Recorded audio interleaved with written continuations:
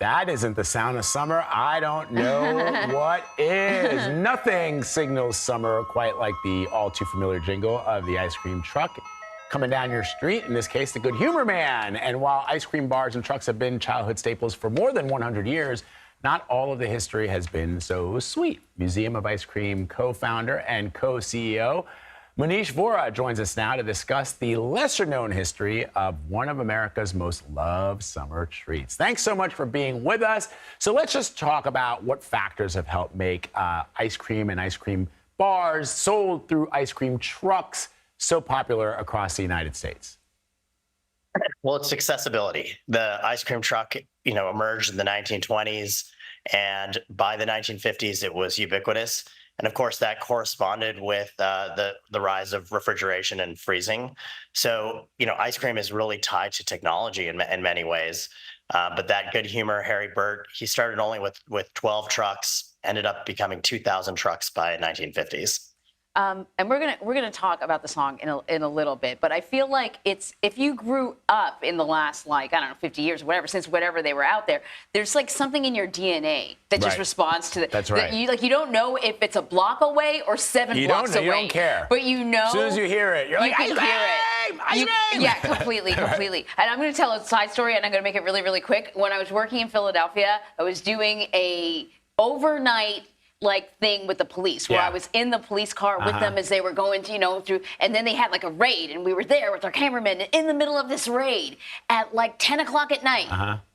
The ice cream truck was coming through, and everyone sort of stopped. But anyways, let's talk about how did we go from ice cream parlors to ice cream trucks? Yeah, I mean, really, we don't remember now because you're very rarely seeing those soda fountains. Yeah. Soda really was bigger than ice cream. And you started to see that actually on Sundays, the ice cream sundae has an amazing history because during the Prohibition times, some places were banning sodas because of the sweetness. Oh my gosh.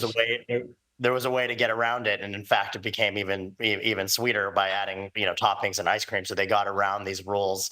But the truck, really, it was about accessibility. It was about mass distribution, about really the history, American economic history, to how do we get ice cream to places before there's refrigeration. Most people did not have access to freezers, and in fact, it's almost counterintuitive. As freezers came to be in almost every home in the 1950s, people probably thought ice cream trucks would start to fail because everyone has their own, was able to bring ice cream from the mass and groceries. But in fact, it actually took off, and the ice cream industry took off after World War II. So let's talk about the not so sweet history. Tell us why even the use of some of the historic jingles are controversial, and just. I recall that I think it was in New York, that there was some controversy about routes and who had access to those routes. But let's talk about those jingles. Song, yeah, Turkey in the Straw. Yeah, so there's definitely some connotation that the original history of ice cream, that original jingle had a reference to a very racist song, and the Turkey in the Straw. But I think there is some debate on whether that actually is the case. And the song itself, it really for time people kind of had this kind of late 1800s reference to racist music. But there's actually debate to that whether that's really the truth. Yeah. So. Yeah. As I understand it, it was used in minstrel shows, but it's a jingle that actually predates kind of America, but it became quite popular in America, and there are many different lyrics to it, some of them not so sweet. Yeah.